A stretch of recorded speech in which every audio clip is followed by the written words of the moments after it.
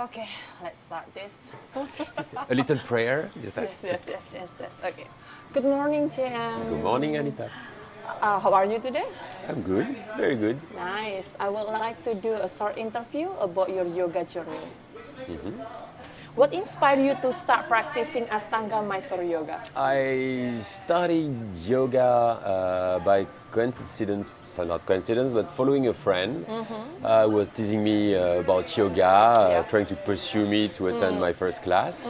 It took a long time because I was not really motivated. I was not considering that a real physical activity. Yes. But then I followed her to the very first class I went was with Ying Ying. It was an Ashtanga class. Yes. I didn't choose that. She was doing a bit of Ashtanga, so I followed her. I liked the class a lot. It was much more physical than I thought. Yes. I think I would have tried, my very first class would have been a yin class. Maybe I would never fell in love with yoga. But I like the physical aspect of it. It was much more demanding than what I thought. I Yes. saw the after, I sweat during the class. And then during that class, told us about Mysore, the traditional way to learn that type of yoga, if you like it. It took me maybe 1 or 2 weeks to convince myself, okay, let's try. Because the morning thing, I was not a morning person. So I couldn't imagine waking up even earlier to go on a yoga mat, but Yes. I tried. And I fell in love with the Mysore Mysore, style. yes. I like the fact that you're a bit on your own and you know what it is. But then yes, immediately I clicked with Mysore style, and then I started to practice. Not every day so at the beginning because anyway I had a family constraint, 2 young kids at home, a wife, so I couldn't explain to everybody, oh, Yes. every morning I will be gone. So I started like two times a week, and then slowly, months after months, years after years, I took my time. But then that's how, I stick to the practice in that way. Nice. And you had so many teachers in Hong Kong going way back. Can you tell us about your practice experience with different teachers in Hong Kong? Yeah, it's true that I had a lot. I didn't count, but I started with Magnolia Zuniga, an American teacher, very good teacher. Very short time because I practiced only with her 1 month. I got injured, I remember, not absolutely not about yoga. I had to stop 1 month, and when I came back, it was Clayton. She left Hong Kong. I think a bit in a rush. I don't know why the reason exactly, but then it was Clayton with whom I practiced for years. So Clayton was my real long time married teacher for a long time. And then maybe I will mismatch the order, but then Neil Barker, Charis, an American woman as well. And then Dylan Bernstein for quite a long time as well. So then, I met Nigel because he was covering for Dylan for 1 or 2 times. He came to Hong Kong, and then I clicked pretty well with him personally. Yes. So when Dylan left and Clayton came back, that's exactly the moment Nigel started the AST program here. And then I decided to follow Nigel. And even though I know the parampara thing in Ashtanga, having one teacher and only one, I'm happy that I had many teachers because I could take from everybody. It's good to have a new eye on you, new type of advice, new way to explain things. Yes, So exactly. I take it as an advantage. Yes. I don't complain at all. It was not my choice because I was a pure member, and then they were here for a few years or months, and then we had other teacher. But I'm pretty happy that it turned this way. Nice. Okay, then thanks, GM. And now that we have discussed about your practice, I'd like to know about how you came to be a teacher. It was absolutely not my goal at the beginning. Absolutely not. But liking the practice and doing more and more. So yes, after a while, and my practice was okay. So I wanted to try to transmit what the little bit I learned. And once again, a type of coincidence, a friend of mine who was also in the finance field, in finance industry before, wanted really to switch her career, to drop her finance career, for a career in finance, and open a studio. And I totally perfectly remember a drink I had with her one evening. She was telling me about that project. I was telling her, oh, I'm thinking about maybe trying to give classes. And so she told me, then try to give class to my new studio. And that's how I started, with one class per week after my work, my regular job. I remember it was on Monday night. I was stressed the whole day on Monday because I was like, oh my God, I have a yoga class tonight. But then, it started one class per week and then 2-3 classes per week for a few years. And then another opportunity came at the moment, maybe after 2-3 years, when I started to think about teaching more. My regular job, I could turn it in a part-time job.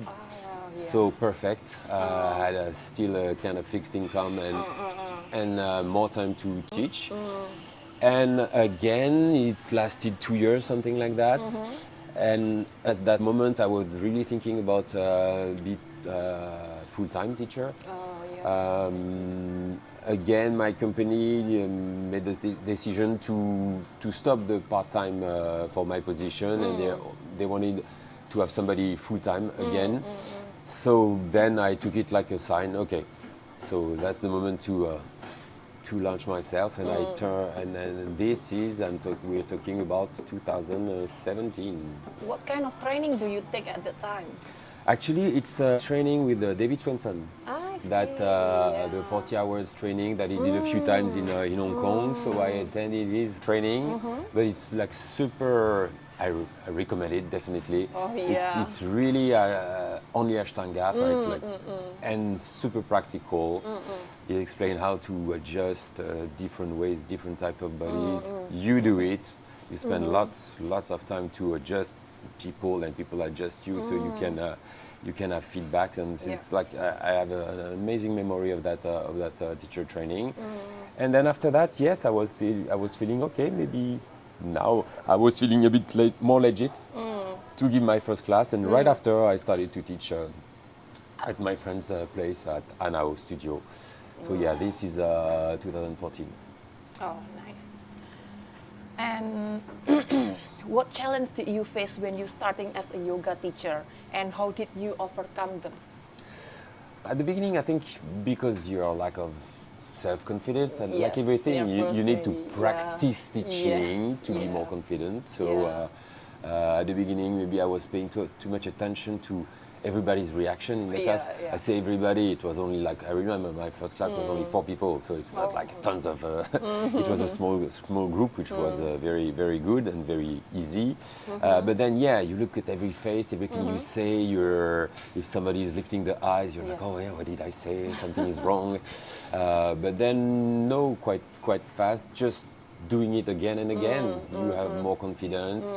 And you sharpen your speech, the way you talk, and that comes pretty easily. But I was paying maybe too much attention to the people's reaction because but I think it's because I wanted to have a feeling of the feedback. Do they like, or do they don't? And then you learn to detach about that, because some people smile at you, tell you that you're amazing, and you never see them again. Some people have a weird face, like the whole class. You think, oh my God, they really don't like my class, and they will come to you for months or years. So you never know. You never know. Yes. And how do you maintain your motivation and discipline in your practice? I still try to go back to the feeling that I felt after my first practice. I kept on doing Mysore, because after the first class immediately I was feeling good after practice. Yes. So that's the thing that pushed me to continue practicing, and it's still the case. The only thing is with age, more and more you have pain here, pain there, so sometimes the practice itself may be a bit painful, or and so it's a bit hard to get your ass on the on the mat. But I just try to think about that anyway, even if this injury of this little pain, I will feel better after practice, and that's constantly the case. So I keep that in mind, and I try to explain that to my students. And anyway, most of them feel the same way. So so yeah, that's how I keep my motivation. Nice. Do you focus more on alignment, breathing, or the flow of the practice in your classes? Like everything about teaching, I think the main thing is to adapt to people. So if it's total beginners, I won't be too much into detail about alignment. Yes, I try yes. to. My priority is still, whatever the level of your students is still to keep a certain flow. I try to repeat again and again and again about the breathing because it's important, but that's something that people drop after 5 minutes when at the first class because they're obsessed about catching the toe, about this, about that. But then, yeah, I would say flow breathing, alignment, way less. More time when I see people again and again and again. And anyway, if you can, there's a few advice you can give to, and that will be good for the whole class. But then after, in my opinion, alignment depends a lot about on the people, on their body type, on their age. Yeah. So I'm not too focused on alignment on my classes. But then again, if it's students that I see for months that I perfectly know, then yes, I start to be a bit. And I like to torture Makes them. sense. So Yeah. that's the moment I get more into details about alignment. Yes. And what method do you use to motivate your student and keep them engaged in their practice? You teach like you practice, and you teach like you like to be taught. So I know there are some people who love to be like pushed hard, like super strict teachers. I don't think I'm like that because that's not what I like. Okay. Maybe it's because I started quite late in my life, the practice. I had made plenty of other sports before. I think I had a good body awareness of my own, good awareness of my own body, and so I really didn't like to have like a younger teacher who have less experience in a general way on physical activities, and who are telling you this and do this and do that. No, so I teach the same. I try really to adapt to my students. I think with my experience I can see when people need to be pushed or just encouraged. But I try mostly, above all, I try to keep my classes a nice place and a happy moment. It's yoga. It's not that serious. It's serious, of course it's serious, but yeah, if you don't end up your class with a smile in your face, it's like I don't think it's a good class. Yeah. I'm not talking when I was teaching Mysore, it's a bit different because the Mysore ambience is different. You need to stay calm and in silence to let people more into their own practice. In a group class, I mostly teach Ashtanga, but it's not Ashtangis as dedicated as Mysore people. They do some other type of class, so they love my class, they love Ashtanga, but they're maybe not to the level of people who are doing Mysore every day. So yeah, I just try to keep my classes fun, and it seems it's working. Some people are coming back again and again and again. So yeah, that's my way to approach the class and the way to teach. Can you please share your experience on what difference between Hong Kong and France about teaching and practicing? Practicing first is a bit different for me because I live a bit far from, I'm not in Paris, so most of the studios that I know who have a Mysore program are in Paris. So it's a bit hard for me to get there every day. I go sometimes, but mostly the difference compared to when I was in Hong Kong is that I practice mostly alone at my place, which implies that you need even a stronger motivation to get on the mat on your own. Between the coffee machine and the mat in the morning, you have a trend to stay a bit longer at the coffee machine. But so this, about my personal practice, that's the main difference. Then after teaching, it's a bit the same. Even though you would be surprised, but my main issue when I started to teach in France was to teach in French. I'm fluent in French, I'm native, Yes, but yes. all my experience of yoga, I studied yoga, as I told you, in Hong Kong, so Yeah. I heard everything in English. In English, I yeah. started to teach in English, Yes. and so even though my English is still a bit broken, but I'm comfortable with With teaching in yes. English, and to switch to French in teaching, every word was sounding weird. Even the Yes. position chien tête en haut, chien tête. It's like it's the same meaning that in English, but like hearing it in my native language, everything was sounding super weird. So I had to adapt to that, and it happens still now. Sometimes during my classes, I realize Yeah. that some words are. I switch to English, like down dog, up Oh, dog, yeah. down dog, but that's quite a kind of international. Everybody understand knows. that, so Yes. nobody stop their practice in my class because I switched Yeah, to English. yeah, But yeah, it's funny that actually the language itself was the most difficult part for me. Yes. Nice. Last one. Is there any advice you like to share for others?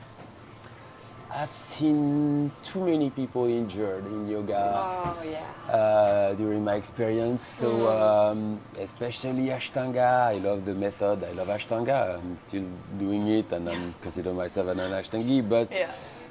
I think the limit between dedication and obsession or addiction is very thin. Yeah. And so people should keep good awareness on their own body, and don't take everything the teacher says yeah, that's the truth. And but here I'm going in a in a direction that that is a bit touchy, because yeah, in the Ashtanga world everybody is really like, yeah, that's the way it is, and you have to practice every day. I just encourage people to still listen to their body, especially on the injury level. I know that in the Ashtanga you hear constantly that Yes, even yes, a lot. injured, you still need to practice every day. Yes. In some injuries, true, you can manage, but in some other serious injury, maybe you need to step back your Yeah. practice. Yeah. I've seen people being very seriously injured, keep pushing, keep pushing. Those people now had to stop practice, and they're limping when they're walking. It's not worth it. Yes. It's not worth it. So Make it more worse. yeah, sometimes you need to take it easy. Yeah. And sometimes I also have met people, or even myself, you have, especially on the long run, there's some moment your motivation goes a bit lower. If you need to make a break of a few weeks or a few months, make a break. Yeah. The practice is still here. Yeah. You won't lose everything. Don't worry. Yeah. And even if you lose a bit, that's normal. Yeah, If you practice normal. less, of course, Exactly. your physical aspect, it will be a bit harder when you get back on the practice. But no big deal. Don't worry. The practice will still be there. So, yeah, the general advice would say I would tell is, yeah, keep listening to yourself. Okay. We are from Ashtanga Yoga Hong Kong. Would like to give you some gift to bring back to France. Oh. Yeah, thank you. Yes, Oh, here we go. okay. Maybe you can have a look. This is Nice, our nice, t-shirt. Nice. You can open it to the camera, maybe some. Yeah. I've heard about that. Yes. Woohoo. Ashtanga So Yoga Hong nice. Kong. Yeah, very nice. Super nice. Oh, wonderful. Hope you like it. Thank you. Thanks a lot. And thank you for your time today, GM. Thank you, And Anita. I wish you best wishes for your yoga journey in France. Thank you. Thanks to you, Anita. Thank you. Thank you.